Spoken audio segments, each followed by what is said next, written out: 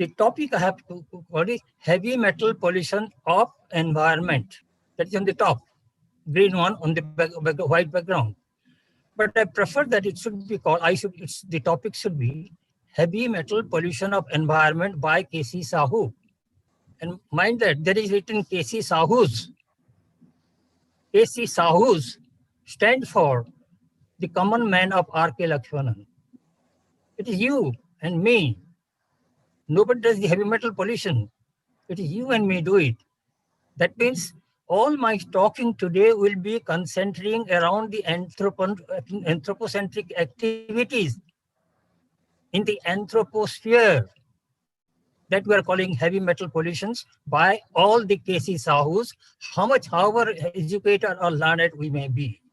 Now, environment has come to the center stage. And incidentally, let me point out, and it has been pointed out by Mr. Pani, that I'm not touching any specific metals or any specific regions which is shown in the map earlier. I will try to give you an in-depth perspective of the whole mechanism, the whole process, and how, without knowing it, we are a party to that process and causing something which is damaging ourselves. So my talk will be in general perspective and little bit in depth without touching any deposits. If I start talking about chromium, it will take hours. If I start talking about arsenic, it will take hours. But even then, if I talk something, somebody else likes to give his opinion on arsenic or chromium, I'm not entering into controversy because we scientists may be very biased. And in all stylized language expressed in my view is correct, my view is correct. I'm not talking about that. I will be talking in general about heavy metal pollution. It should touch the heart of people, not only the scientists. Well, environment in the central state and environmental degradation has become the prime concern of humanity. Pollution is one type of degradation, of course, which we are talking today. And when you call pollution, it's one type of degradation, it has an actor. The actor is pollutant. The pollutant may be metal, minerals, machine, man, and even microbes. For example, copper is a metal. It's a useful metal. Lead is a useful metal for the battery. They are useful resources, metals, but they become pollutant when they are out of the utility cycle, when they are out of place. Copper in water is a pollutant, but copper in an electric wire is a resources. So also any other metals. When they are not in the right place for utility, they become a pollutant. Even a machine, tractor, not in the field, but in Delhi's road, has become pollutant. Even human beings, if we are not in the right place, we become pollutant. Look at our students. If they are not in the classroom, but in the street demonstrating, well, they could become pollutant. So also a farmer, not in the agricultural field, but living in the slums of Dharavi. So therefore, the essential outlook is a pollutant is a resources out of place or out of utility cycle. This has to be kept in mind. And when I say heavy metal pollutions, it is a special type of actors. All the heavy metals, when they are not in utility cycles, but out of place, they become pollutant. Well, this is so and so, just so and so. But we find that media and especially environmentalists, they have hyped the problems, heavy metal problems, or heavy metal pollution problem to an extreme extent. For example, the activists, when they started talking about chromium contamination in Jajpur Road, they were not aware about the mobility of the chromite to pollute the water and to pollute the human being. They may be active, they may be aware of environment problem, but normally they are not knowledgeable about the environment problems. So the whole problem gets increased. Now we can see how media can increase the environmental problem, that a young girl, teenage girls, polytechnium, which still in the school, she bunks the class, avoids the study, that itself is a degradation of the ethics, and brings out a global environmental problem into the knowledge of everybody. If a young girl or a teenage girl can bring so much awareness, I thought my first approach will be bring out a children's story or a child's eye view of environmental pollution, heavy metal pollution, so that people can understand and look into the heart of it. Next slide, please. The children's story is like this. 4 billions before, when our planet started condensing into a solid Earth, from the urn of the solid Earth arose a, a person called M with two charges, double charges, two hands. This person M, person M is hungry for electron.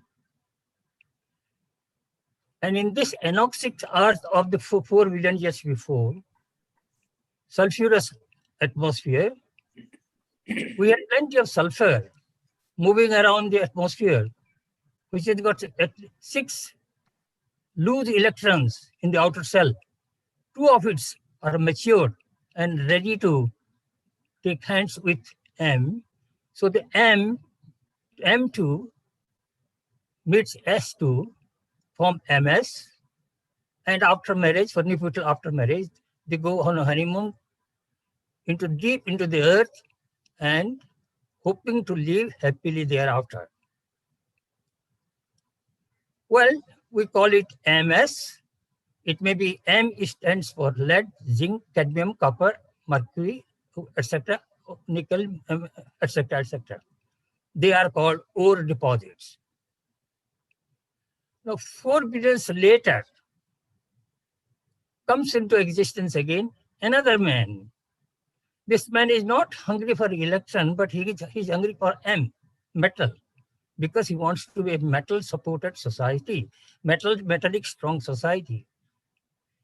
He wakes up this MS, ore deposit, the MS couple, with the help of mining engineer, breaks the nuptial bond of M and S, throw away S, take M as a dadan labor to build his society. The M has become a dadan labor.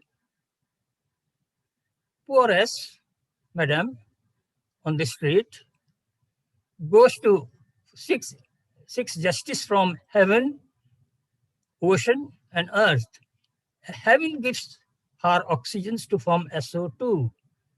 Ocean gives her H2O to form H2SO4. Earth has a plenty of different types of metals, the brothers of Dadan lever M. This H2SO4 acidic solutions mobilize all the metals of this of the lithosphere, and the army of M, dissolved M now, march to attack the metalliferous home or metal strong home of man. They enter the home of the strong man through air, water, soil, food, and of course through contact. And they suddenly find that the home of this man, modern man, geologist and others, is a harem of sulfur. What I mean, that each two protein molecules are connected with disulfide bridge or sulfide group. No, So for good for the army of soldiers, I am soldiers. So naturally, the first thing they do is capture that S sites between the two large protein molecules. The protein molecules get damaged, gets dead. People call it disease, the dead protein molecules. Some people call it heavy metal pollution. Some people call it carcinogenicity. But the group of people who discovered this or found it out, a Japanese group of people, they call this as mercaptant. Mercaptant means mercury capture. Mercury was the assigned heavy metals, like, like any of these other heavy metals, like lead, zinc, cadmium, copper, etc., etc. They will do the same thing what mercury did, and they produce what is called mercaptant or mercury capture, and considerably damage the central nervous system and producing neurological diseases. This was first discovered by Japanese scientists in Minamata Bay, which they call it a Minamata disease. Actually, when the Cheso Corporation started discharging methyl mercury into Minamata Bay, the fish in the bay got contaminated, and all fish-eating populations, they got either paralyzed or neurologically damaged. As a matter of fact, the first damaged fish eater were the cats. The scientists, when they visited there, they found that the cats are moving back. They are almost dancing backwards. But later on, the disease was also found among men, and it is now confirmed as the Minamata disease or mercaptant. Soon after this mercaptant was discovered, another group of Japanese scientists, they found that a zinc mine discharging mine effluents had a lot of cadmium in it, and the cadmium water had an excellent growth for the paddy field in the paddies, and all the rice eaters of that region, it is called the Jinsu Valley, they had cadmium in their body. The cadmium replaces calcium, and the bone became absolutely fragile and extremely painful. The disease is called again, it is Itai disease. Well, after Itai disease, there has been many episodes in Europe, in, in America, and the last one which we are observing now is in India, is the arsenic episode. With all these episodes, it's interesting to know that the disease it was very difficult to establish that the so-called Minamata disease or Itai disease, or even even arsenic, or even the endosulfan spray in Kerala, which is the latest observation of such disease, it's very difficult to establish because you have to collect large number of evidences, epidemiological data, but even then, it's very difficult to prove it until and unless the government or the court have a strong backing to you. Next slide, please. Well, you are all being geologists and allied scientists. You can say, what we have to do with this mercaptant, this disease? We are geologists. We are resources searchers. We will produce metals, minerals for the society. As a matter of fact, in 1969, the USBM gave a command to their geologists. Do not tear up the earth. Do not pollute the water. Do not contaminate the atmosphere, but supply mineral matter to the society. They stopped at that. They didn't say how to do it. Definitely, geologists should ask, that is our duty to do it. We are not concerned about it. In what way we are involved in it? Well, to my mind, the geologist starts the problem. The geologists bring out the heavy metals from the cradle of the earth. Mining engineer helps them. Mineral deposits are found. Many scientists, the allied technologists, they beneficiate the materials. This metallurgists smelt it. Mechanical engineer, production engineer produce goods. Many goods are produced again manufacturers in the factory. They polished it, beautify the goods in the factory, which actually the factories are the places where the goods are polished. Man comes out corroded. Naturally, polished goods means marketing engineers or marketing managers have their own joy. Then it comes to the consumer society. They use it. I have used the word abuse it also.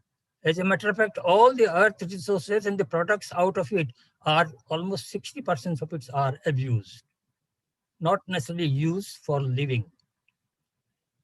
Then they scrap it and finally put in the waste dump in the graveyards. In a more civilized way, of course, some people recycle it, reuse it, and again put it to the cradle. So naturally, this cycle of utility of metals and minerals from cradle to grave, that is the wisdom, or from cradles to cradle again, continues, and the cycle continues. And that is the bread and circus of all the technologists, all the human beings, all of us. We say we are sincerely doing it. But if we look into it, in every steps of this process, utility cycle, at least a small bit of amount of metals and minerals leaks out of the utility cycles. The more higher technology means this leakage from the utility cycles may be reduced, but it cannot be made into nil. Even if you recycle the whole material, say that we are completely utilizing resources, at every stage there is a leakage. Suppose you mine 10 tons of materials or you mine 100 tons of material. In every stage, if there is 1 gram of material spills out and leaks into the environment, air, water, soil, and vegetation. And finally, from there, it goes to microbes, animals, and humans. Now,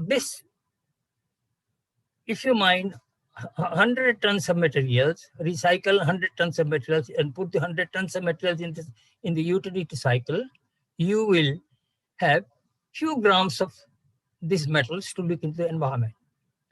If you mine 1 million tons or 1 million materials into the utility cycle, you will have 1 million times that 1 gram.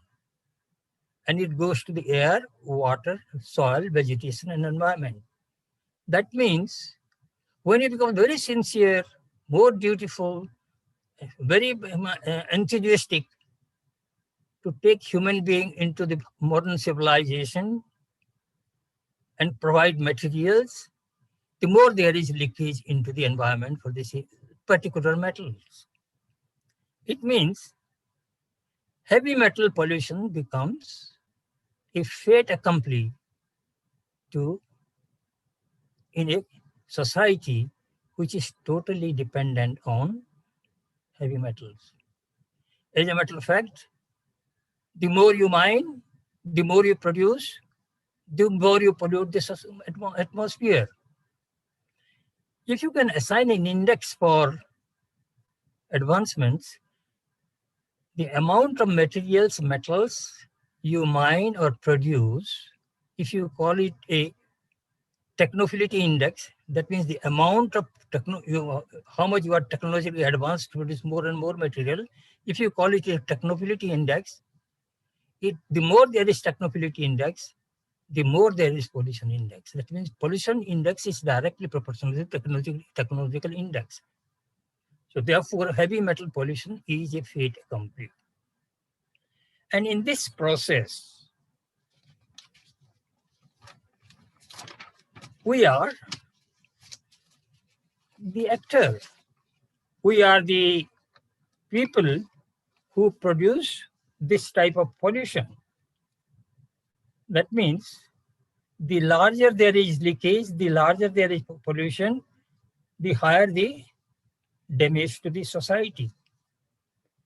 Of course, in this process, everybody is essentially working, but everybody says it is nobody's responsibility.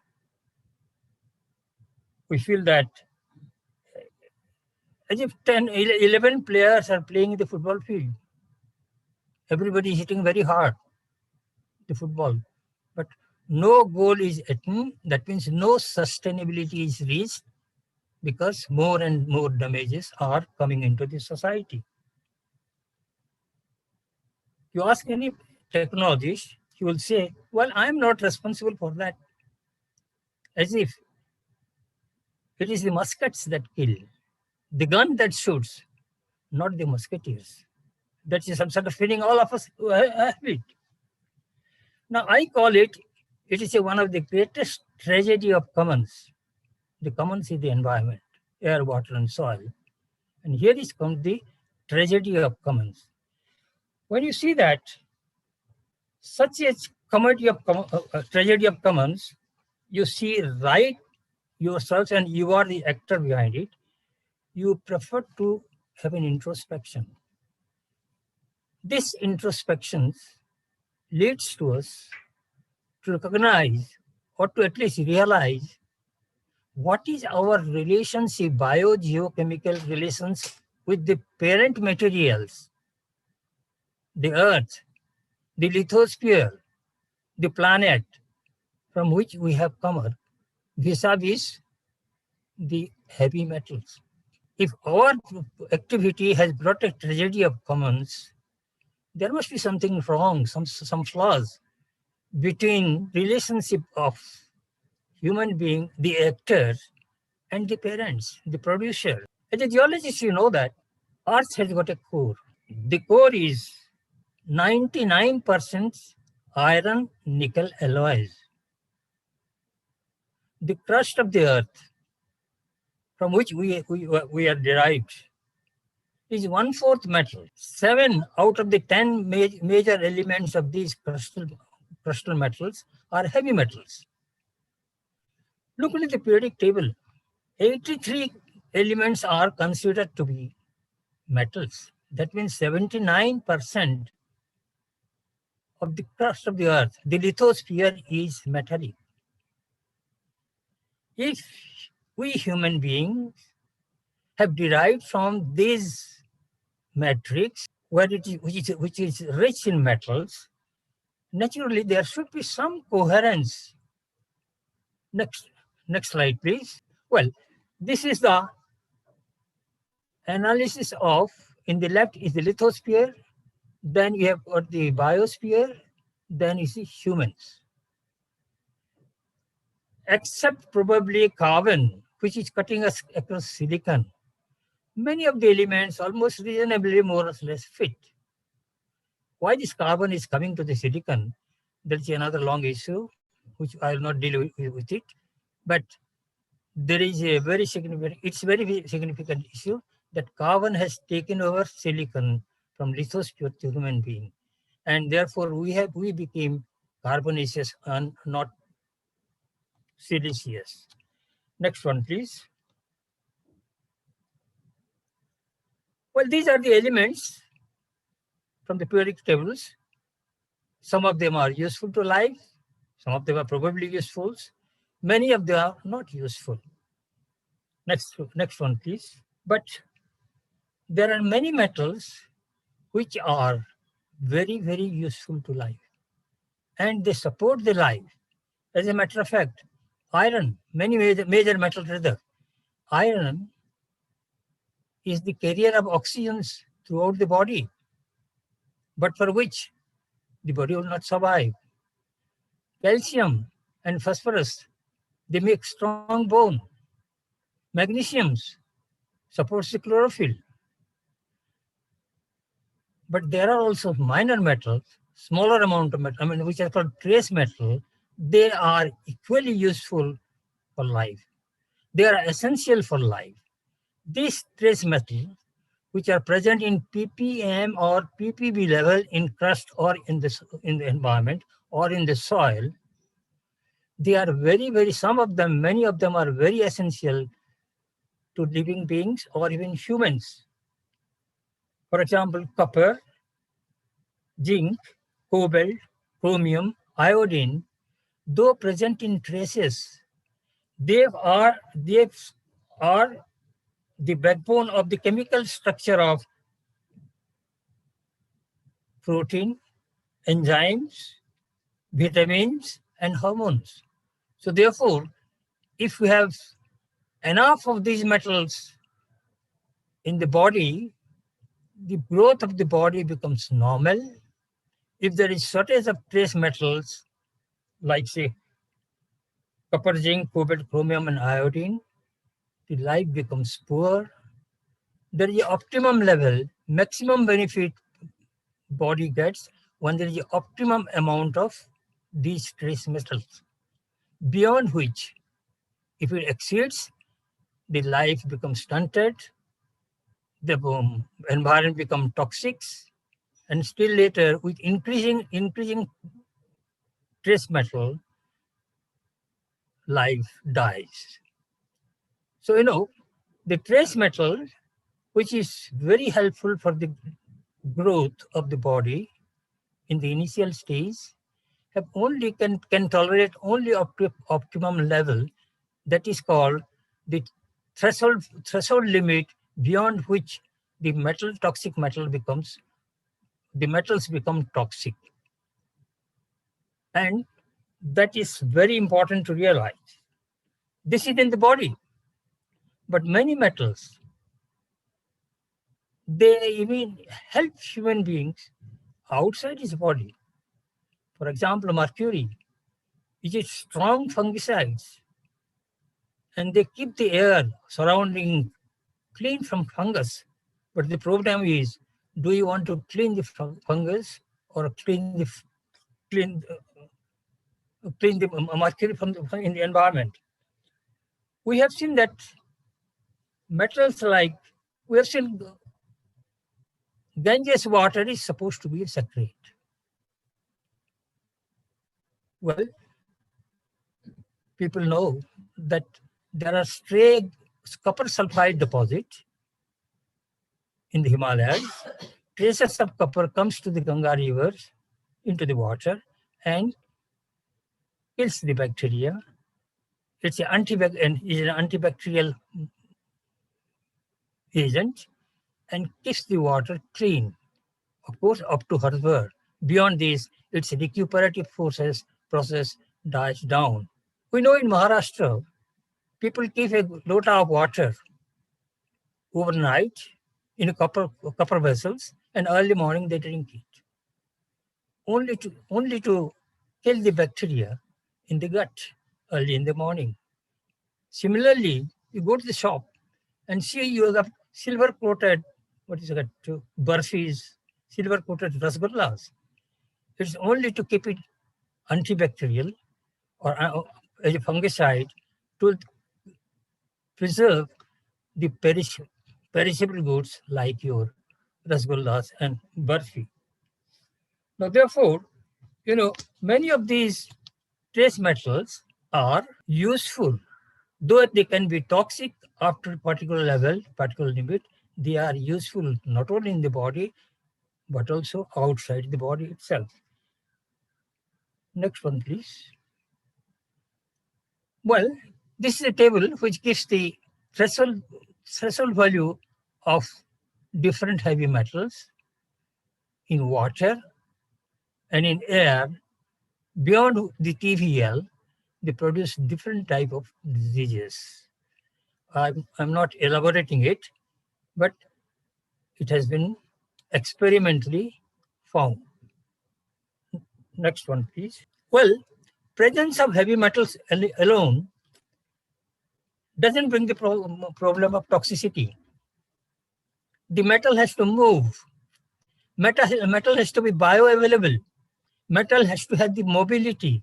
Metal has to have phytoavailability so that it can become toxic. Many metals have got different valence state. That means different speciation and therefore different amount of mobility. For example, iron has got two valency. The bivalent one is highly mobile, but the trivalent one is not. So the bivalent iron is more toxic than the trivalent one. Come to the chromium. Chromium is found in three states in the nature. One is metallic state, second is trivalent state, third is hexavalent state. Trivalent state is more important. There are plenty. Metallic state, of course, after human being came into existence, they are also dominant. The metallic one has got a size, is a large size, is more than 1 angstrom, whereas trivalent state is about 0.65 angstrom. The hexavalent state is represented by stripping out another 3 electrons from the outer shell, so it becomes 0.5 angstrom. So the smaller the size of the cations, the more likelihood of its moving in this environment or jostling through the materials. It so happens that our body cell or even this cell wall, the pore size is almost 0.5 angstrom or around 0.5 angstrom. So therefore, it is this hexavalent chromium, which is about 0.5 angstrom size, is more likely to enter into the body system than the trivalent one because it has to work hard to push into the cell. And of course, even the hexavalent metal, once it enters into body fluid, cell fluid, it gets reduced to trivalent state and it becomes larger. It can proceed into the nucleus site and get locked inside and it cannot come out. This different state of chromium clearly shows that the trivalent state is less toxic, whereas the hexavalent state is almost 1,000 times more toxic to the human being or to any life system. Similarly, we have got other metals like your mercury. Mercury is more toxic in the organic state rather than the metallic state or inorganic state, whereas for arsenic, it's the opposite. Thus, we find that the mobility of the element is more important in deciding the toxicity of the metal. We geologists, that's why it is called chemical speciation. But geologists have found out another way of finding the mobility of the metal from the solid itself. Chemical speciation deals when the metals can dissolve in water, is soluble, and then only it can be mobile. Whereas geologists do find another way of determining the mobility of the metal by what is called solid speciation. A metal can be in the solid state, but in different chemical pools in the solid state. These chemical pools are exchangeable pools, carbonate pools, sulfidic pool, reducible pools, and lattice elements present in the lattice structure. We can see that the metal which are present in the lattice structure, they are least soluble, so therefore least mobile, therefore least toxic. The elements which are present in a exchangeable form or exchangeable state or the carbonate state or in sulfidic state, they are little bit more soluble and therefore they can be made more mobile and become more toxic. Look into chromite. The chromite has trivalent chromium.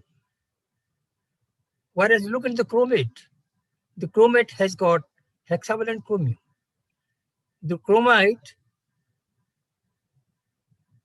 chromium is in the structure of this chromite.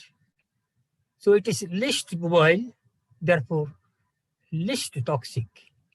You can take water trickling out a chromite deposit in the mountains or in the forest, and you call it a therapeutical water, spring water, mountain water, and healthy water, although it may be trickling through chromite.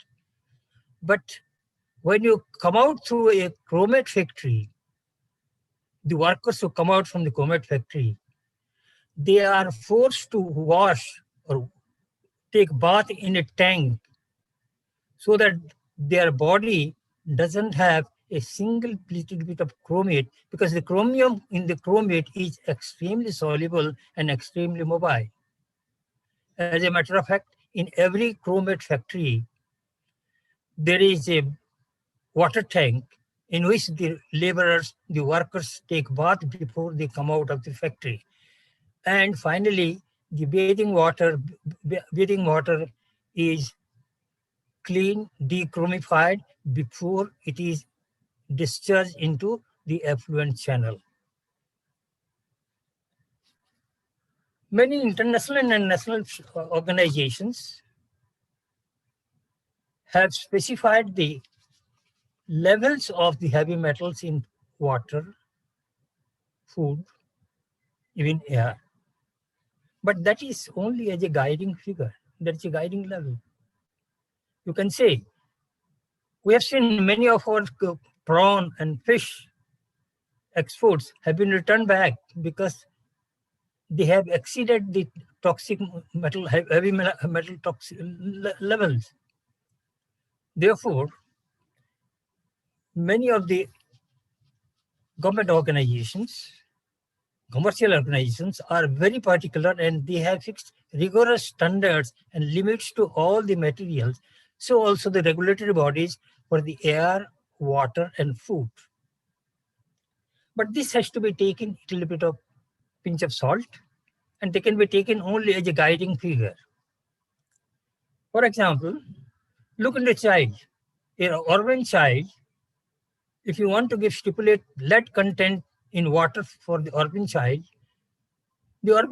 gets lead from various sources, from the air, from the piped water, from the pencil, from the colors, paint, etc., etc. Whereas the child in the rural area doesn't get lead from any other sources except from the natural source. So therefore, the stipulation for water supply for lead content for the urban child should have much more rigor than the stipulations for the what is called your rural child. Secondly, we must understand that when the municipal corporation or when an organization say water should have this much of lead or this much of copper, that is the limit, standard limit, tolerance limit. What do? A chemist takes the water sample, passes through a millipore filter paper, filters it, then analyze the heavy metal content. And you say, this is the heavy metal content should be prescribed as the limit for drinking water. But which man on earth drinks water passed through millipore filter paper? The municipal supply water or any water from the well is directly comes with it, although it may be filtered through sand. So therefore, they contain a huge amount of suspended solid and colloidal materials which are rich in heavy metals. So therefore, one need not be very rigorous when you stipulate standards for heavy metals. Well, very often, determination of these heavy metals is very difficult. Unlike any other pollution, like BOD, COD, dissolved oxygen sulfate, carbonate, suspended solid, dissolved solid, nitrate, etc., or even 10 microns or 2.5 microns in the air, determination of traces amount of heavy metals in water or anywhere or this suspended solid is very, very difficult and requires many sophisticated equipment. Therefore, it's rarely followed, or it's not given that much importance like the normal polluting agencies, like polluting elements. But it is the very low concentration, the very low doses of heavy metals, if given chronically, continuously for a long time, that is more harmful than the normal pollutions which we are determining and telling to people. Because the normal pollution or the normal and BOD, COD, all these standards, parameters, they can kill a person in its own in the first generation. Whereas the heavy metal pollution is passed on to the future generation. It produces mutagenic, teratogenic changes. So once you neglect heavy metal pollution, we are keeping our future generation at stake. Here comes the importance of heavy metal pollutions although it's very difficult to determine because it requires sophisticated laboratories, sophisticated instrument. Well, where from all these heavy metals comes from on this earth? Since I have been telling that this is anthropocentric, it started with man. The whole heavy metal pollution process is anthropogenic. Next slide, please. There are 4 sources where these heavy metals could be coming. They are mostly, the first one is exploration and mining of smelting of metal and mineral industries. They come from the agriculture and animal husbandries and dairy industry. They come from the industries and transport and processing industry. And they come from urban settlements. We know the exploration and mining is the process by which we disturb the lithosphere's material. Heavy metals trickling out of lithosphere or normal rock, undisturbed rocks, are never in high dose. They are in very small dose. Almost we call it therapeutic dose for living systems or human being.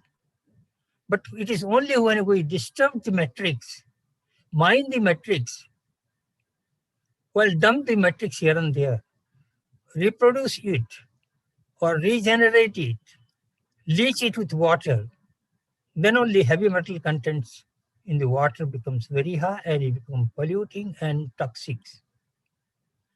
Therefore, under normal circumstances, where there is no mining, no disturbances of materials, lithospheric materials, the water that is trickling, we call it mountain water, spring water, and therapeutic water.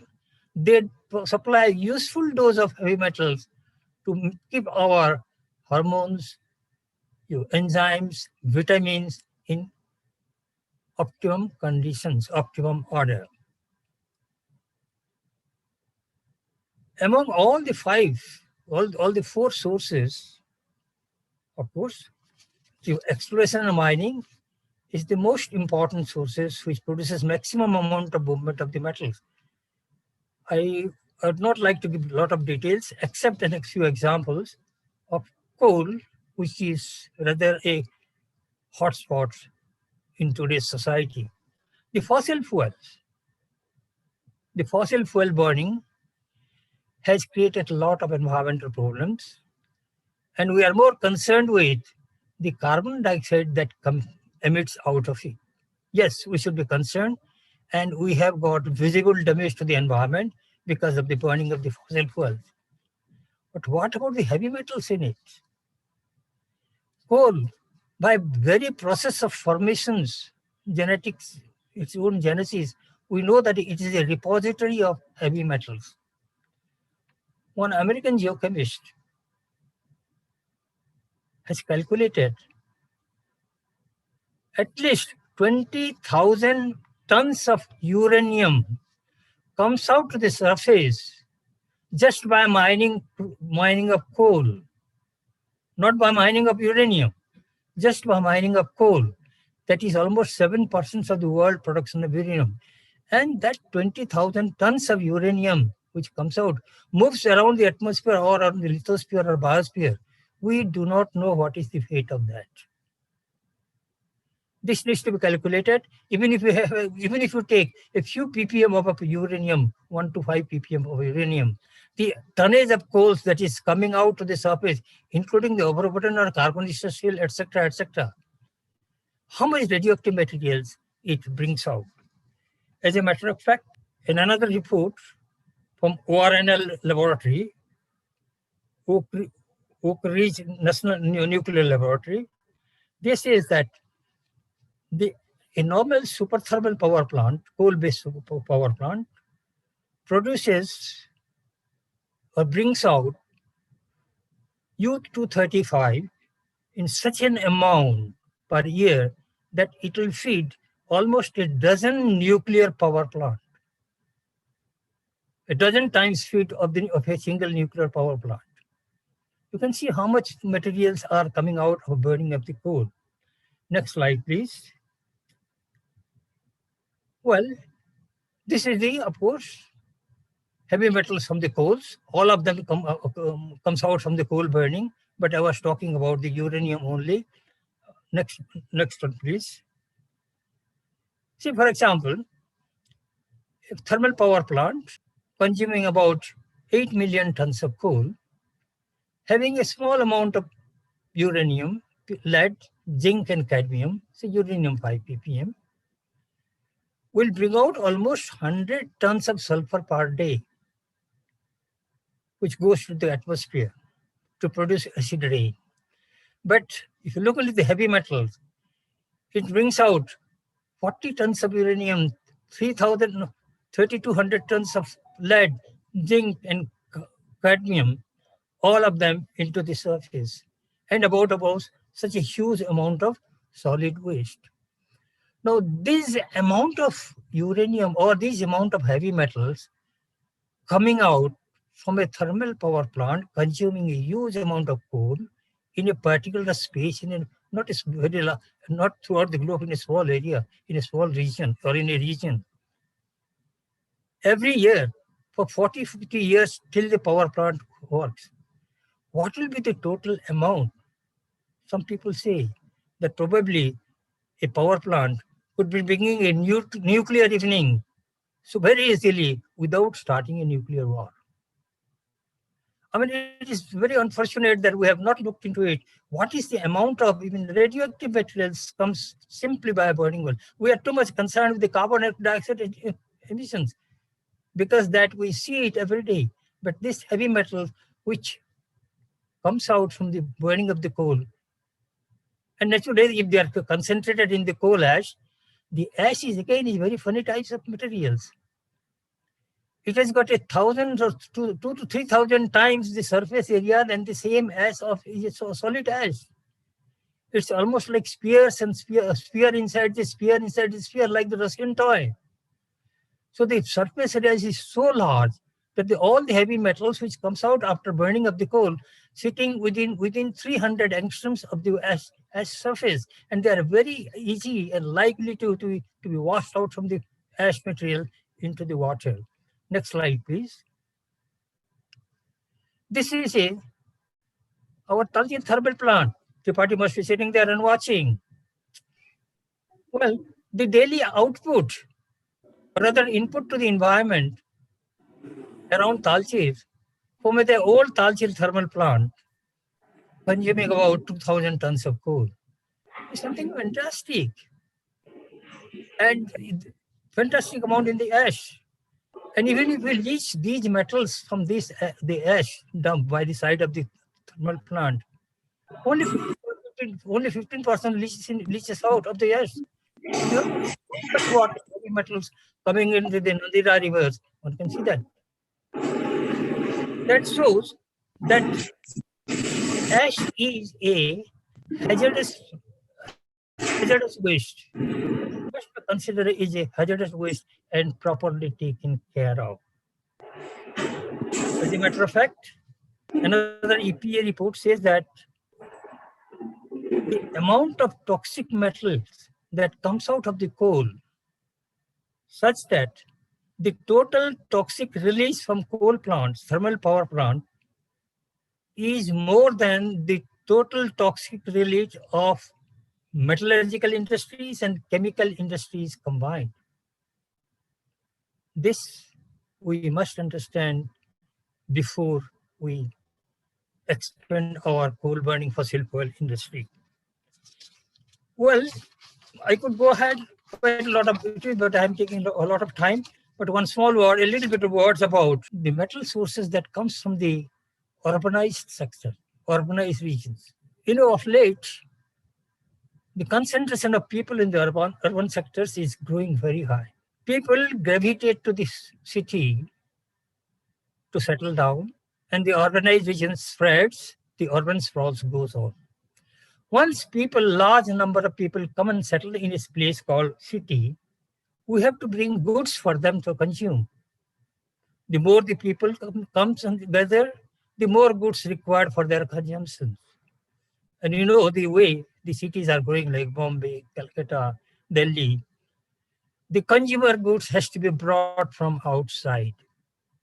While bringing them inside to the sea, of course, there is spillage and leakage, but they have to be brought into a city, in a place where they have to be consumed. For example, Bombay. Bombay doesn't have onions. We have to bring it from outside. So naturally, the amount of new materials, especially inorganic materials, hazardous materials, which people consume, goes on accumulating in the city. And you know that the consuming capacity of the consumer goods is far, far more than the consuming capacity of the people in the rural area. Having consumed all the materials, millions of tons of variety of materials, which includes many metals, what do they do with it? We cannot throw it out. We have got urban garbage centers.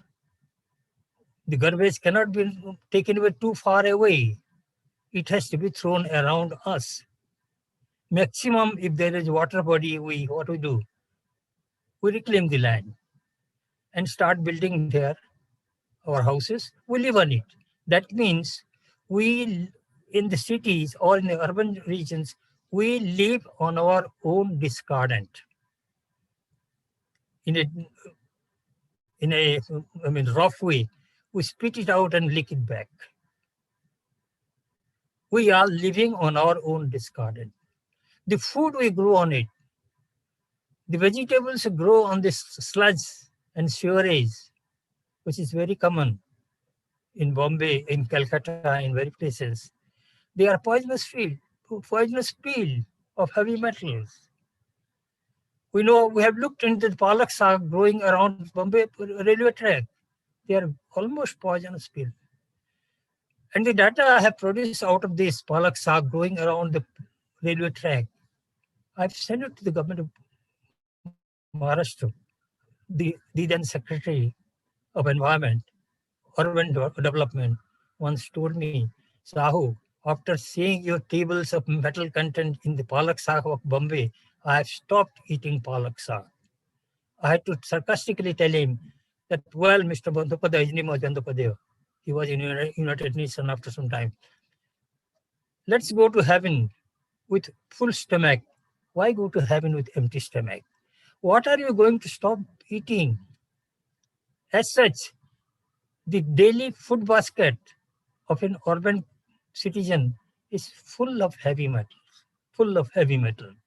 And the cocktail airs we breathe, full of lead, cadmium, particles from the rubbing of the tires, aerosols.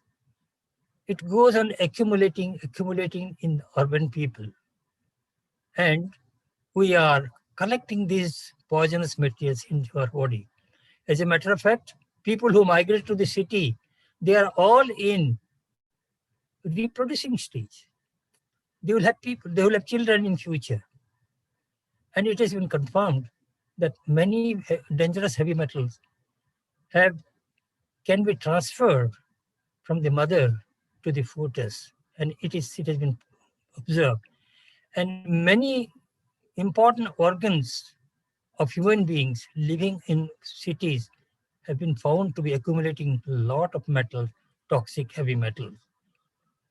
With this scenario of a urbanized world, we see that our future urbanites, who will make more than 60-70% of the population, will collect heavy metal, toxic metals in their body before they have come to the earth. We must realize what we are doing to our future generations. This is very important message we must learn. I have given you a little bit of exposure to the toxicity of heavy metals, but unfortunately, in spite of knowing all these things, we have got so many social etiquettes, social customs that we collect quite a bit of heavy metal, toxic metals through our own habits. For example, the entire Roman Empire got vanquished because they used to cure the wine in a lead vat. And the lead poisoning was the primary cause or finishing off or extinguishing the Roman Empire. Similarly, we have got a lot of bad habit, a lot of nasty habit in India. We have got what is called colorful jalebis, metal coated burfis, rasgullas, even elaichi and masalas, everything coated with silver coating or aluminum coating. We have got chromium colored green peas in the market, red hot dry chili, not only red hot dry chilies sold in the market, the vermilion beauty spot in the ladies.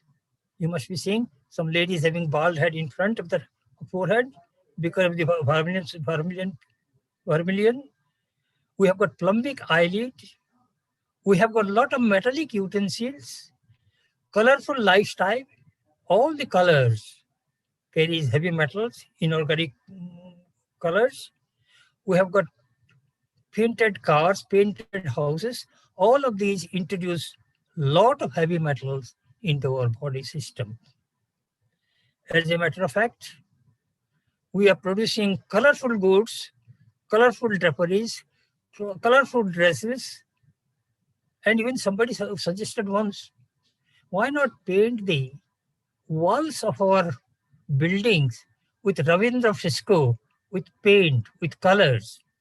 I said, well, this must be a conspiracy from the paint industry. Probably once you start painting all the walls, we are already painting inside, but even outside, if you go on painting with different colors, we will add more heavy metal into the environment. While looking at all these things, we say that this is a debacle. This is a calamity which we have ourselves we have introduced it. It's necessary for us to open our eyes, look to the futures, for the future generation, safety of the future generations, that we must be very careful to misuse, overuse the heavy metals or overusing in general the earth resources which are supporting our daily life. As a matter of fact, these colorful materials, shining, interesting, tempting materials are nothing from the industry, are nothing but honey traps through which man is being invaded by heavy metals. This honey trap, sometimes some people now call it progress trap. We have been trapped, so-called progress, by this progress, trapped by the beauty of many materials, polished materials, shining, tempting materials, which we produce. This is the only message I could give. I thank you, all of you, to give me a patient hearing. I know my limitations, but my main aim not to bring a particular deposit or particular metal into controversy of pictures, but to have a general view, a general perspective of how we are dealing with heavy metals, a very strategic and important materials indeed. Thank you very much, all of you. I thank SGAT again and all the people who have collected to hear me. Thank you very much. Good health. Thank you, Professor Sahu. I wish it would have continued. We were enriched with the concept of pollution of the environment, which you had already mentioned in the beginning, that you were not going to be touching any specific issues or any specific area. However, the concept, especially if I call it a bottom line, pollution index of heavy metal is directly related to tectonophilitic index. Technophilitic. Yeah, technophilitic index, which is for a society on the wheels of metal consumerism. It's so scary. I mean, it's a catch-22 situation where if you think of technological development, you are inviting more of pollution.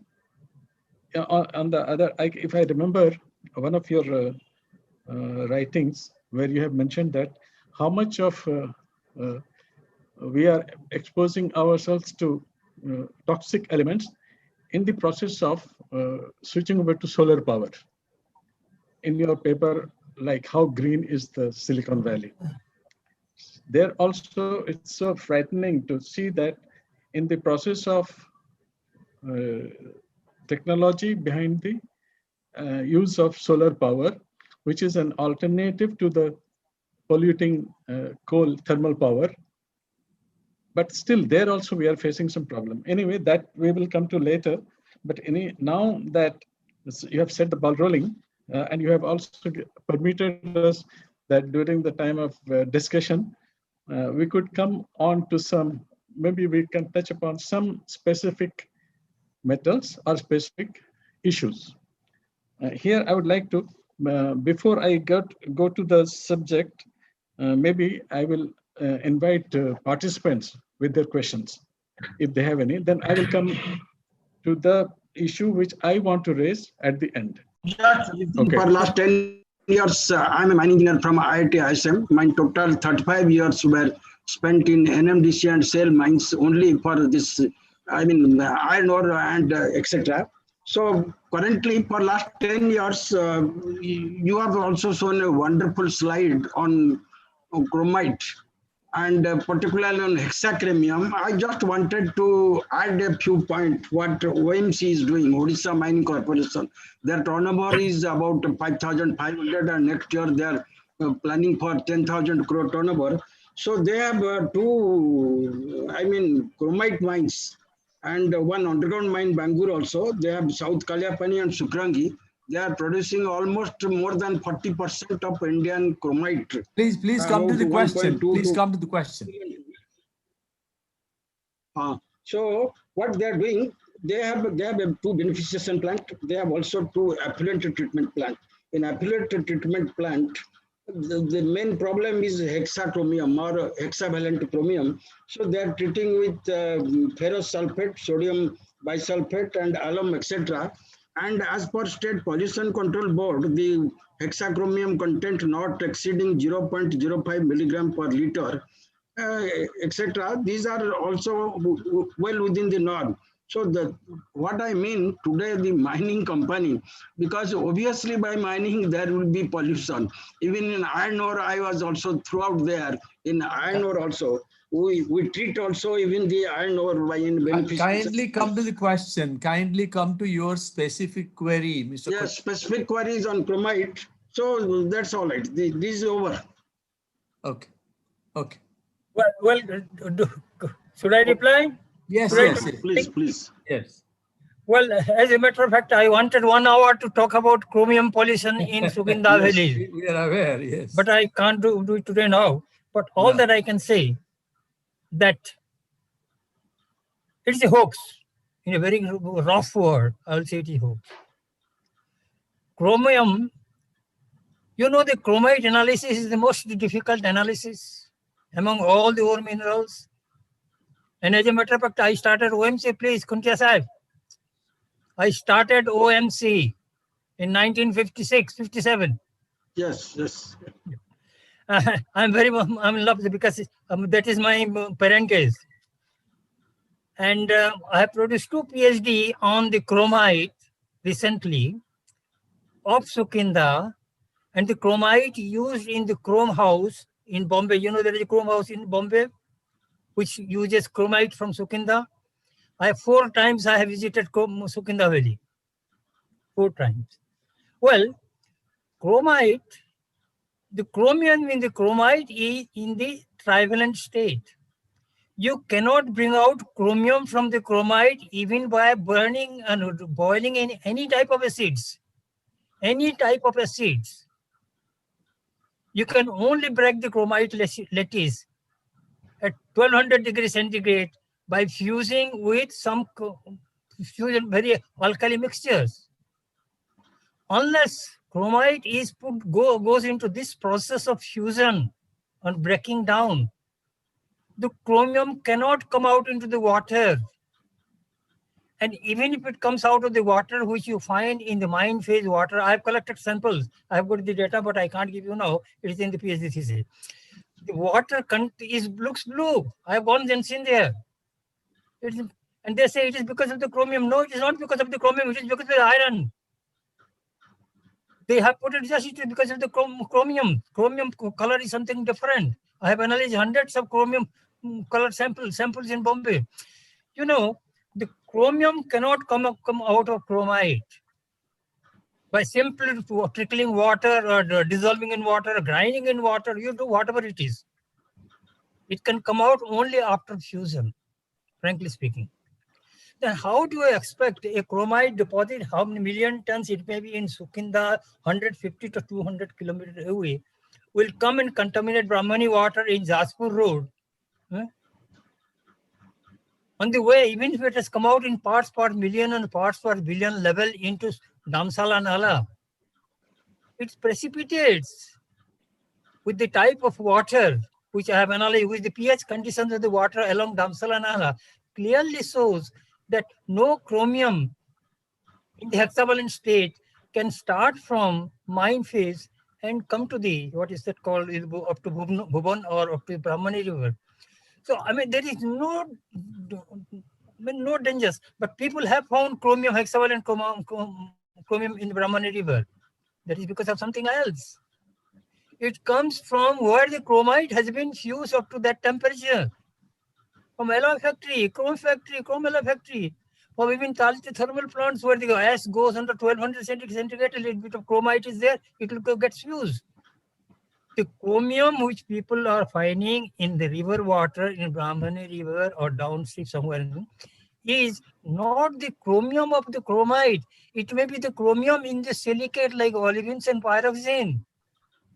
Yes. So when they say the chromite body is the culprit of chromium pollutions, and Right. let us put what is that, cleaning plant or effluent treatment plant, you are selling plant, not actually selling process. No, I mean, from effluent that's treatment plant what as the well as chromium beneficiation is. plant. I tell you, I will take a glass of water in presence of you and all people, put a chromite in it and drink it. There'll be no toxicity. Nothing is going to happen. Yeah. Anyway, more stringent pollution control measures are Dr. required. Farooq, have Yes, you it found is out required. any It is questions in required. the chat box? Pollution Yeah. control measure. Yes. Gopal, Babu, have you found the Dr. questions Farooq is in the chat controlling box? that. Right. Yeah, I mean, coming to the next question, Yes. we have one from Mr. A.B. Panigrahi, our secretary SGAT. His question, I'm reading out. India's power requirements is met with by 70% from coal, Yes. which is highly polluting. Even for few more decades, this will continue. What is then the alternative? I have to give the answer. There is no alternative. You see, you require power. If you don't require power, you don't burn the coal. What do you require power for? 60% of the consumption of power is misused. Look into illumination extravaganza. Look into the street lights. Have you seen the Earth's imagery, lights, Earth's lights imagery? All the cities, all the affluent places are illuminated. The power you use. I'm not changing that we don't require, telling that we don't require power. 60% of our power generations is abused, not used for survival. We are having thermal plant to give a bulb to the villagers. In this process, what are we eliminating? What are they using for this electricity? We need electricity, definitely, either through silicon or by conventional energy, non-conventional. But how much? I mean, we require power. We have to burn the coal. We have to face the coal. You must have the cake and eat the cake. Definitely, if you eat the cake, it will finish up. You can. But the problem is that how much you are using it, not misusing it. Otherwise, I don't have any other answer to that. I don't say that don't produce power. Produce power. Otherwise, I can't talk to you. I am a power-hungry man. Here it is. Everywhere. I am bathing in power. This is called what is called progress step. And you and me are looking for sustainability of this power production. That is the anomaly. Go to the next one. Thank you. Thank you, Professor Sahu. Sir, I have a question. Jivan Mahapatra. Sir, you said it is a hazardous waste, but till now the Central Pollution Control Board has not notified as hazardous waste for this fly ash or even bottom ash. What is your view on that, sir? It is the Central Pollution Board, they can do it. It's their duty, whatever they want to. Today they say it is hazardous, tomorrow they say it is. I'm not concerned with that. I'm a scientist and observer, that's all. Correct. I think that is the question. I'm not concerned with that. Sir, the content must be there, but it doesn't. If I was the chairman, I will do something else. Jivan Babu, I think we'll leave it at that. So we will not take individual I'll go to the next question by our president, Dr. Omkarnath Mahanti. I'm reading out Belgium, and I'm afraid last few words. The Belgium and France use more than 67% of the total power consumption by nuclear power. And even in India, Atomic Energy Commission, including Sri Kumar Banerjee, will tell you that how nuclear power will provide a lesser heavy metal source for power making. So whereas Dr. Sahu talked about only thermal power plants, that is fine. But I think the world has understood that thermal power plants are not the power source of the future. This is what is the broad view today, world view. And there are some European countries where more than 65% from the nuclear sources. Although Germany has stopped it, but France and Belgium use huge amount of the nuclear power. So we will not talk about that today. That's not your source. But whether you have some data on the nuclear power plants producing more of heavy metal compared to thermal power plants, that is the question. Well, I mean, can I have a word for this? Yes, please. Well, when I was talking this and presenting to you that the thermal power, coal-based thermal power plants are producing so much lot of heavy metals, etc.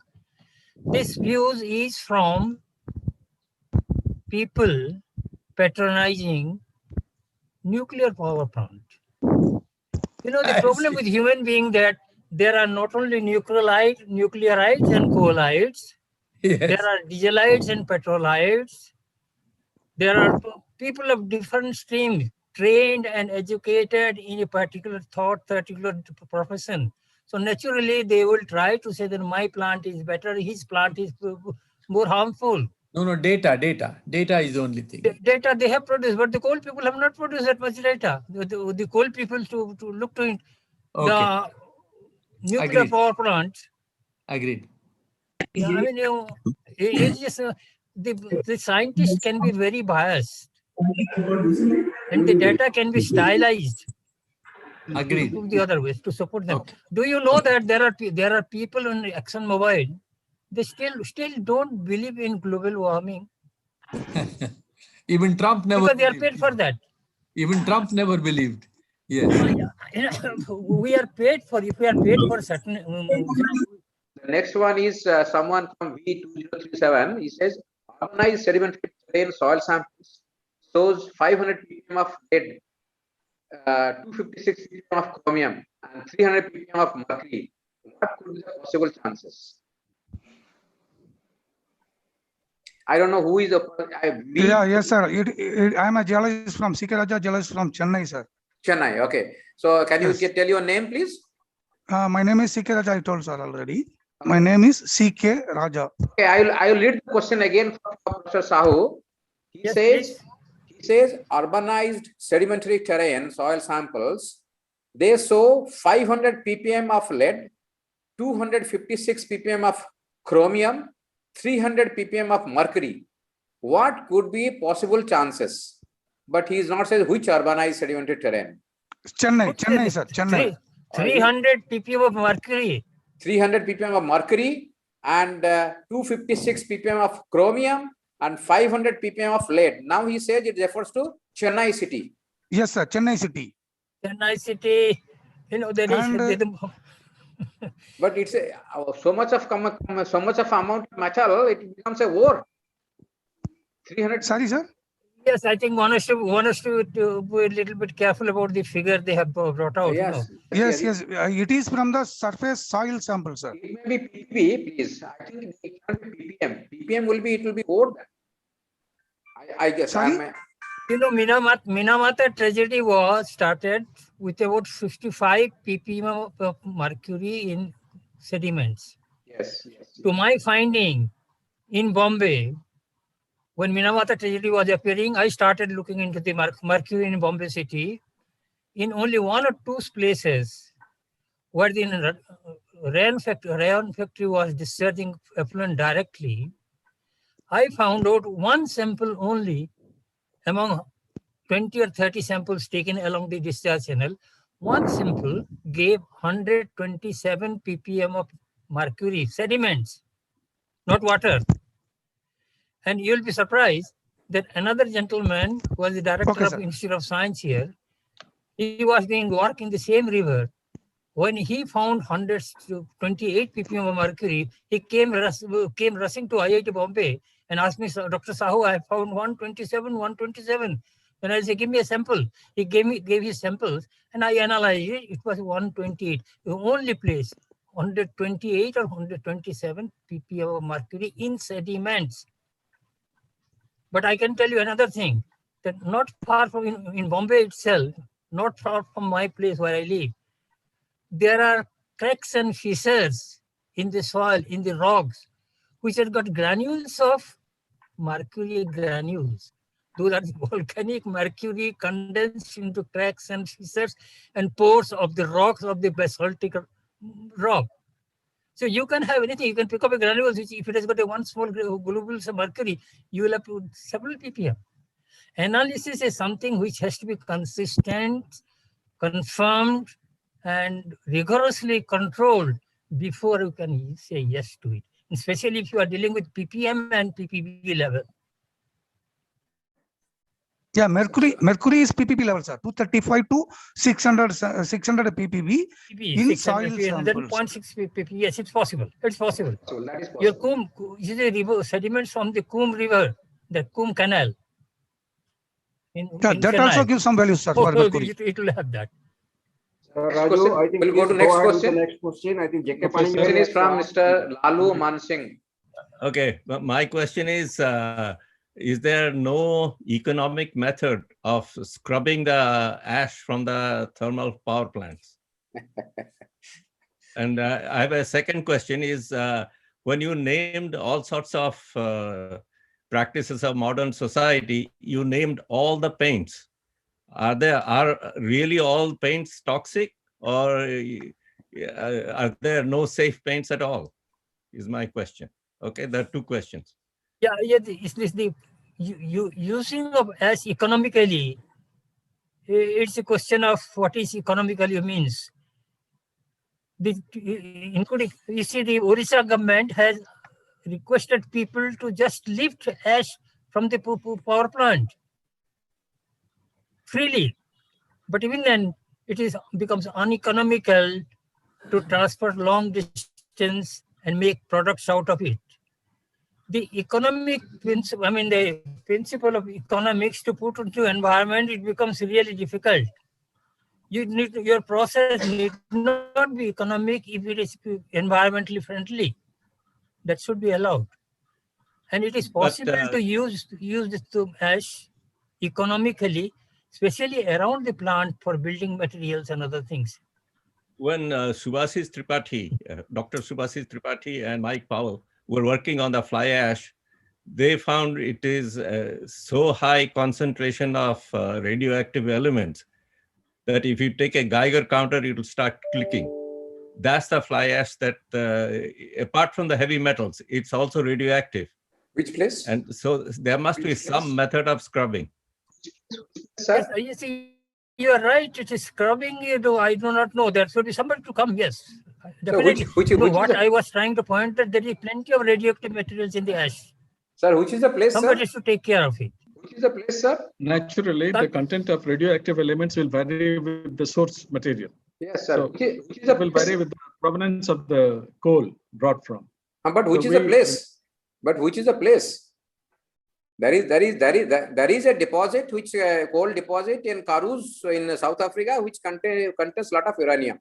So probably that coal ash will be having a lot of radioactive element, and the uranium is being mined out from there. But in India, the place which you are referring, can I know which is the place which shows so much radioactivity? Raju, I think please go ahead with this. Data on India is probably not relevant. Okay. You know, the Godavari coal field has got different sets of heavy metals than your Damodar coal field. Sure. Because the provenance, the water set from which the mux comes out into the coal forming basin is different. There is more niobium, tantalum, and titanium in the Godavari coal field. Because the water set is different material. The materials coming from the water set decides what is it, from the water set having a copper belt. It will have more copper in the coal ash. So different coals have different amount of heavy metals. You go and see our Nai Valley coal field, you will find out there are big balls of arsenopyrite lying in the office. They're available. Different coal fields have different amount of heavy metals. And yes, sir. Thank you. Sir, please go ahead. Next question is from Dr. Suvanshu Bhushan Ray. Can you put your question, or I'll read it? Dr. Suvanshu. Yeah, actually, yeah. This I was listening very intently because Professor Mohanty raised that issue, the use of nuclear power plants, and it's very prevalent in France, Belgium, and other countries. But here the serious question is how to dispose the spent fuel. That's a very serious environment concern. That's why countries are shutting down now. No. I think that's a different topic we can discuss. Okay. Professor Sahu, please. I couldn't make the questions. I couldn't make it. Please again.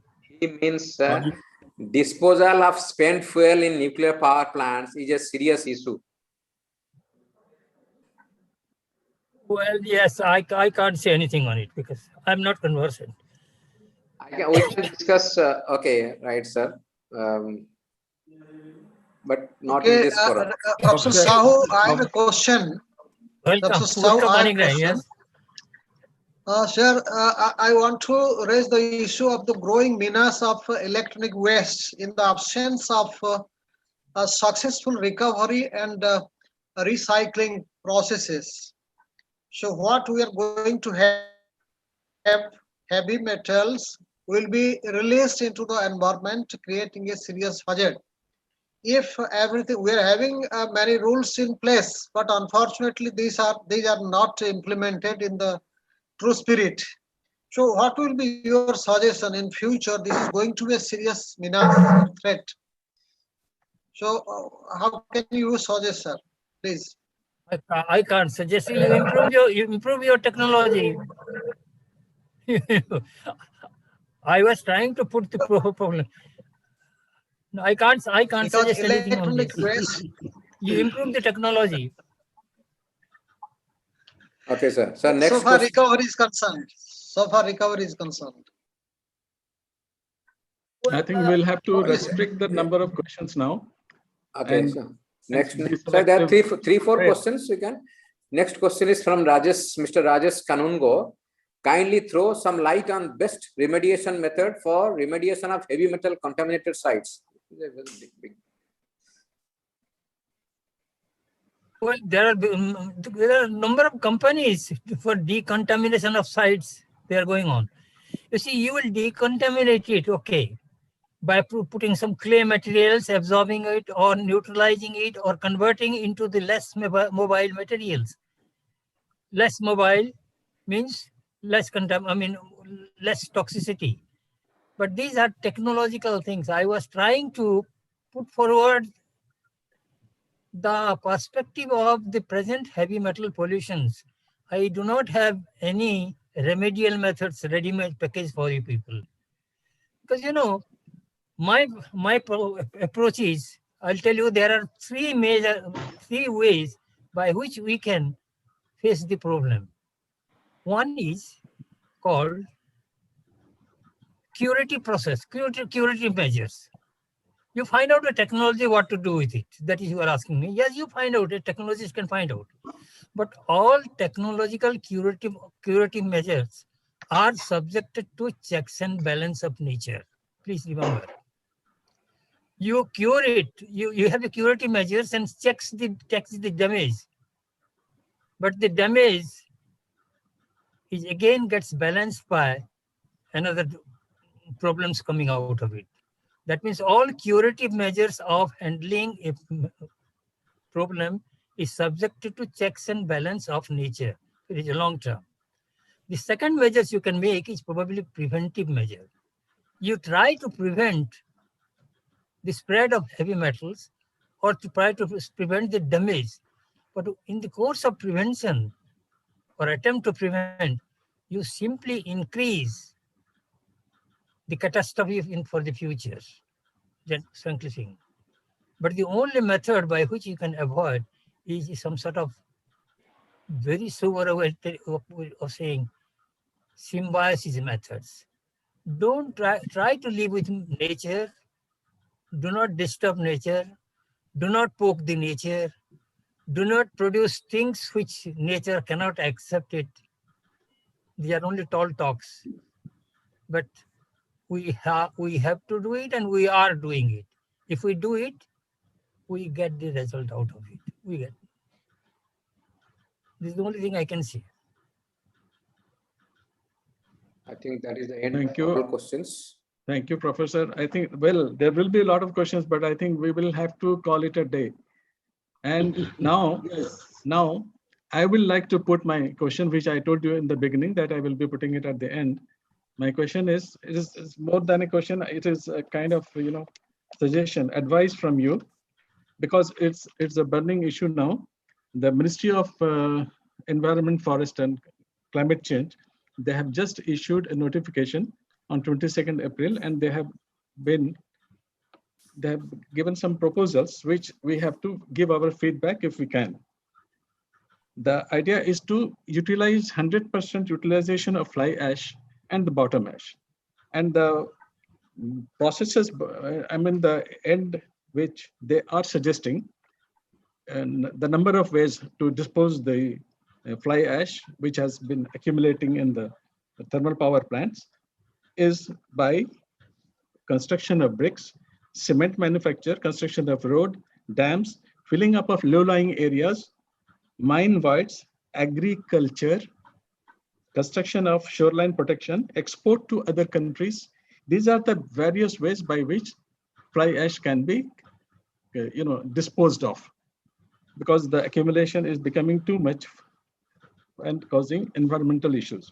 But my point here is that we have seen that cadmium is one of the elements which is found in the fly ash, and that is also more than the tolerance limit for cadmium is 3 to 8 ppm only, 3 to 8 ppm, and we are getting it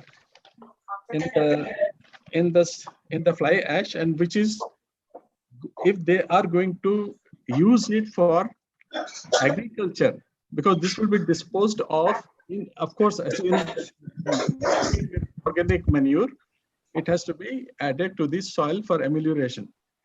Will this be a serious issue? Because cadmium, let alone going into the human body after consumption, it will stunt the growth of plants. It has a negative adverse effect on the growth of the plant. There are other elements also in the fly ash which are nutrients for the plants, but certainly not cadmium. In that case, while they have given this list of 8-10 ways of disposal of fly ash, I find that agriculture could be a serious issue. Could go adversely. It can be all other things can be tried, but this agriculture and low lands, these two areas, I think may not be acceptable. What is your opinion on this? We have seen an episode of Itai disease in Japan coming out of cadmium, especially when the cadmium-rich effluent was transferred and used for rice growing. The growth of rice was very well. And all the rice eaters in that Jinsu River Valley suffered from Itai disease because cadmium substitutes calcium in the bone. As a matter of fact, personally, a Japanese scientist had come to IIT Bombay, and he was telling us in personal discussion in my department that this disease is so nasty that even if the patient cough, his bones the chest bone gets shattered, and it is called ow, ow, ow. Ow means Itai. So the name of the disease is called Itai disease. It's a very painful disease for the rice eaters in the Jinsu Valley. Now, coming to the cadmium, the agriculture applications, so that we can grow rice or any agricultural field. Ash, when it comes in contact with water, in due course of time, produce what is called a ash-water reaction, what is called a polysialate. A normal ash is a silicate. When silicate reacts with water, it produces hydrated silicate. We call it polysialate, like zeolites. Zeolite has got an extensive, very large amount of ion exchange capacity. You put the fertilizers at a particular pH, it will take the fertilizer potassium or nitrate. You change the pH, or the plant itself will change the pH and suck in the nutrients in the plant, and it grows very well. So therefore, even Tripathi was, convinced once, and he took a project also, that the ash could be utilized for agriculture, but with a little bit of a doubt. Let us be careful not to go immediately to add ash to our agriculture, our land, because ours is an agrarian country, agriculture country. Once the soil is damaged, hoping that we are improving the quality, if it is found damaged, you cannot replace it back. Our soil is gone. It is more than gold. We cannot take a risk unless we are 100% sure. I have gone to several ash fields and seen the experiments being done there on ash, by adding different amount of ash, but the growth is not still confirmed. And especially when it comes to pumping of the heavy metals through the agriculture, we should be careful before we do anything extra. That's one thing. I get your point, yeah. And the mine filling, I'm a little bit against. We suggested for the mine filling in Delhi, Yes. all these quartzite quarries which were there, people thought that we should fill it off. And with the ash produced in the Rajghat Indraprastha plant and Rajghat plant. But again, if you fill up the quarries with these materials, all the heavy metals is released in the groundwater. What do you do after that? They spread into the groundwater systems. Yeah. So these are the problems. And thirdly, for making construction materials, again, I think Powell knows, Dr. Mancina was mentioning about Powell and Tripathi also, that this ash, if it comes in contact, a strong brick produced out of ash today, when it comes in contact with water, the ash grain on the surface, if they get zeolitized from polysiolate, the brick will be weak. It will crumble. That means we should be very careful to build building with fly ash because in a few years' time, with coming in contact with the moisture and the water vapor, the brick may be soft. It's okay, build one-story building, two-story building, not multi-storied building. That is one suggestion was given. So you see, each process has its own drawback. So we cannot say which one we are going to say. I am not voicing anything, but especially for any particular process. But we have to be very careful to go ahead with it. Thank you. And I know Dr. Farooq is having a problem. He says it is not that easy. Ash is not a simple material. Yeah. It can be hazardous material. It may be delicate material. Yeah, it may be leachable materials. It may be harmful materials. You do not know. Yeah, that is precisely. I was actually concerned about. So we have, in fact, I have written about these two areas to be avoided, not to be included in the 10 areas of disposal of these fly ash. I think So, yes. Yeah, we will exclude these two. I mean, our proposal includes these aspects. So I think we cannot go on like this, listening to Professor Sahu endlessly, but then we have to come to an end. So I think, in spite, much against our wishes of listening to Professor Sahu a little more, we have to close the discussion event now. And I would hand it over to Mr. A.V. Panigrahi. Mr. Panigrahi, please. Good evening, everybody. So we have come to the Good evening. We have come to the end of a absorbing session. Professor Reverend K.C. Sahu sir, our President Dr. Omkarnath Mohanty, my seniors, I see a number of senior people are present, veterans. There are some students also, and then ladies and gentlemen. So we had an excellent presentation from Professor Sahu as always, and there has been praises for this presentation. So I could not stop myself in reading one of the comments for Professor Sahu by Sri R. Shankar. It was wonderful having my guru who is young at 87. That is the one comment which I thought that I would share with all of you. But anyway, we come to the end of an excellent session presentation by Professor Sahu, and we are indeed thankful to Professor Sahu for really enlightening all of us on this issue on a holistic basis. Then I am thankful to the president who has been spearheading the spirit of continuing this invitation lecture series 2021.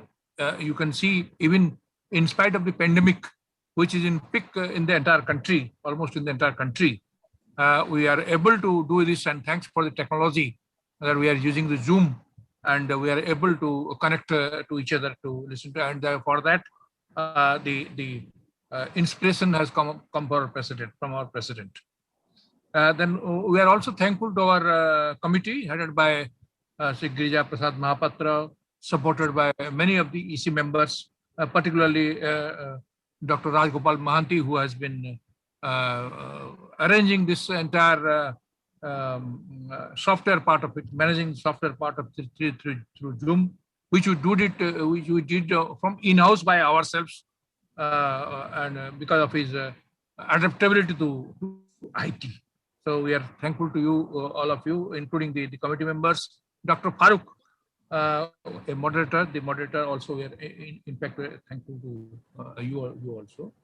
Then we are extremely thankful for the presence of the invitees and the students, and also the interaction they had in this entire nearly more than 2 hours and 5 minutes of the total presentation timings. We are really thankful to each and one of them.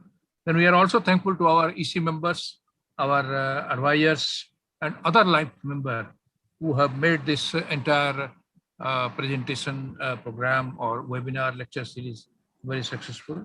Last but not the least, our SGAT colleagues who are there, who have supported this entire event to make this successful. And we hope that in the next series, we'll have another learned personality to share his views. Thank you very much, everybody, and a good night on 15th. Before I want to, which is uncommon, I think Omkar Mahanti here, I want to make use of the presence of these many stalwarts here and the galaxy of people of the geological world from around the globe. I could spot Professor Mansingh here. I don't know if he's still continuing or he has left the group. No, he's there, sir. He's still there. He's a classmate or contemporary of Professor Sahu at IIT Kharagpur, I guess. So what I'm trying to tell or bring to his attention or such other people, that SGAT is a premier organization today which is organizing this. But in addition to that, SGAT also attempts to bring the awareness, particularly the younger people, the college students, school students, and so on. So to this group, Professor Sahu's talk today has been an eye-opener. And just as there are many people from the industrial world, I could see from the chat box, from the aluminum world, presidents of aluminum companies and other companies were present who have participated, professors have participated, but the students who have been there and the industries, many things were not known, which we now know. So Professor Mansingh, and using our good offices, we would like to hear actually from people who are experts in their own fields in areas which are little known or wrongly known. So that both of them are very, very dangerous. So therefore, many of them we go essentially by our gut feeling. And so therefore, it is better that we have facts and figures so that we will have more people through you people who are yourselves also extremely important. We'll approach you for the subsequent talks. And thank you, Omkar. This is very important, Professor Mansingh. Okay, yes. Thanks. So you yourself and some of your colleagues through your medium, using your good offices, would request you. And I have already made a request, and I am now essentially renewing it in the presence of so many people here to Professor Sahu to make a full paper of the essence of what he has said, because that is what is very important. So we would like to bring the atomic energy, the solar energy, the wind energy, the cell energy, all the sources of energies that people are today working on. People say we manufacture laptops and so it's all safe. The laptops use the silicon and the silicon itself creates huge amount of pollution. So therefore we would like to bring more such talks into our midst. But more important is people of the world, we should know the right people to talk. Like you all would agree that here was an authentic voice speaking to us on the heavy metal pollution. Similarly, I'm quite sure there are authentic voices on many, many fields, and those fields have to speak to us. So this is a special request. as the SGAT representative, or should I call myself the first service giver of the SGAT, I'm making this request to everyone present here. Thank you. I come back to Professor Mr. Panigrahi, our General Secretary. Please continue. Sir. So at the end of, thank you very much, Dr. Omkarnath Mohanty, our President. So this is the end of it, and I extend my warm wishes again, once again, and we take the meeting as closed. Thank you very much, everybody, and good night. Thank you, and good night to everyone. Good night. Thank you. Good night. Stay safe. All of you stay safe. This is our prayer, because nobody is safe now. Right. Okay. Namaskar. Thank you very much, Rajgopal. Thank you, sir. Thank you. At 87, Professor Sahu is heavily taxed for more than 2 hours. So we apologize to Professor Sahu. So your best wishes are there with me. We all together. Thank you, Patraji. Namaste ji. Namaste. We'll meet again. We'll meet again. Good night. Good night. Okay. अपन दी जन को हमें देखिलु एक संगरे बहुत बोला टमाटर को पक्का सिला हमें देखि पहले मिस्टर साहू जी मैडम नमस्कार नमस्कार मैडम नमस्कार so Tripathi Professor Tripathi. Okay, so good night. With the technology we can see each other at least. Yeah, at least we can see each other. This is that is true. Okay, sir, stay safe. Good, stay healthy, both of you. I can see Tripathi, Lalu also is there also. It's so great. Namaskar, Rajgopalu. Namaskar again. Namaskar. Hi, Virendra, how are you? Fine. Thank you very much. It was a very illuminating talks actually. Yes. Absolutely, sir. Absolutely fundamental things. Actually, everybody who is in pollution study. Being a mining engineer, we have to extract from Mother Earth. Our prosperity totally depends on mineral and metal industry. Exactly. But we have to nurture strike a balance. More stringent position. Exactly. What Sir said is to be sustainable. Yes, sustainable. So that a fundamental things, theory should be known. Like Professor Sahu has told us, that if that is understood, probably there will be a solution. And possibly nobody has understood Sukinda chromite mines and chromite ore better than nobody. him. Oh, really? Oh, yeah. Yes. Nobody has understood it better than him. So that means it can give us more projects. Really, it requires. Sukinda is producing more than 50% of chromite of India. Absolutely. Entire steel. mining chromium exactly. Movie okay. This is how mechanism goes to cell. Hexavalent chromium, how it goes to a cell instead of trivalent. Director institution of engineer. Once I clarified him also. We have to nurture the industry as well as scientific body. Both. One should not be biased, and moreover take a strike balance. That is how the mining industry runs a bad name that it is the biggest polluter. That is a fact. First of all, awareness would be there. Awareness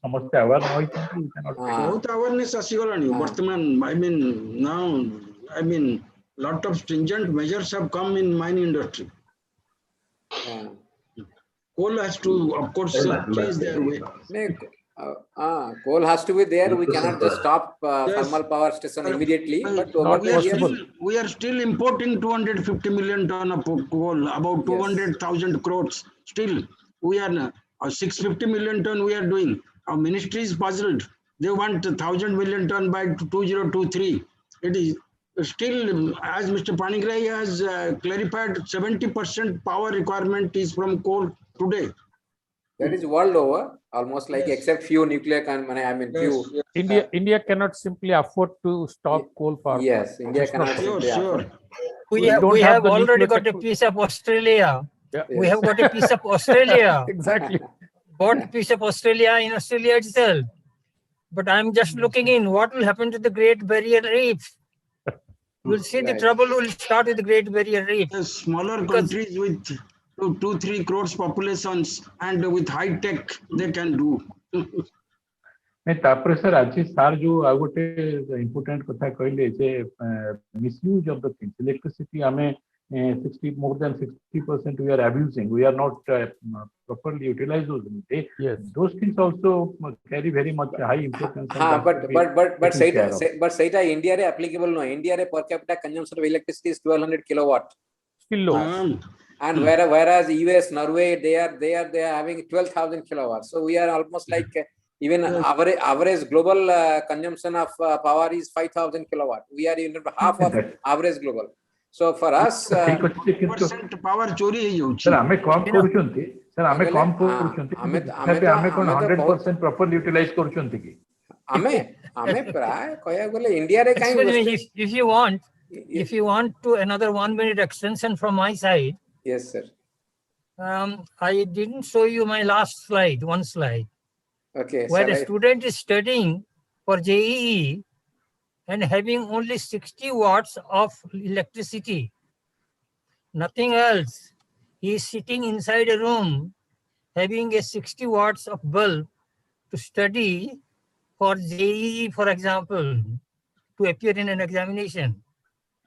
Now, this 60 watt of electricity to produce for a study for 8 hours a day, for 1 day, you require 1 kilogram of coal. Burn that 1 kilogram of coal. That means he is utilizing 60 watts lamp by burning 1 kilogram of coal. Let him burn the kilogram of coal in a room 5 meter by 5 meter by 4 meter. Let him not use anything else, nothing else. After the burning of 1 kilogram of coal inside that room, what will be the atmosphere?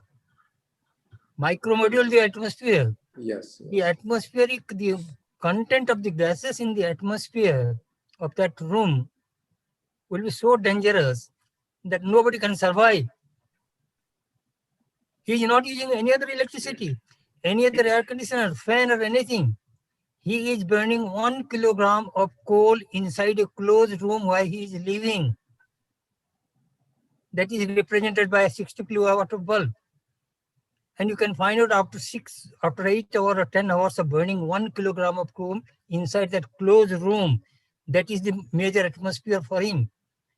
You can see what is the atmospheric toxic materials in the atmosphere. That is a slide in the last slide. I couldn't give it to you. You'll be surprised how he is surviving. How he is surviving. The whole it is his whole atmosphere. Yes. If a 60 watt of bulb can damage a student's life in a closed room, that is his atmosphere. Then what happens when millions of tons of coals we are burning outside in the big atmosphere? The atmosphere may be big. True, sir. Yeah. Somebody is helping us not to get poisoned. That's why we are surviving today. That student I have shown there in that slide, last slide, that he cannot survive even a few hours. Forget about, appearing in the JEE, for which he is studying with a 60 watts lamp. That is his atmosphere. One man, 60 watt bulb, and that is his atmosphere inside the room. Look into the toxic content in the atmosphere after burning 1 kilogram of coal, which gives him 60 watt lamps to burn for 24 hours. What happens when billions of tons of coals we burn in this big house which we are living in? Your atmosphere is not that much of powerful to scavenge everything else. True, sir. Yeah. You make a model of the whole atmosphere into a small room and model all the electricity into 60 watts. What happens inside the room alone? He doesn't want air conditioner. There is no window. There is nothing else. That atmosphere is his own. That 5 into 5 into 4 meters. It is fantastic. You can't imagine. Somebody is helping us to survive, even though our atmosphere is too big. our consumption is so large.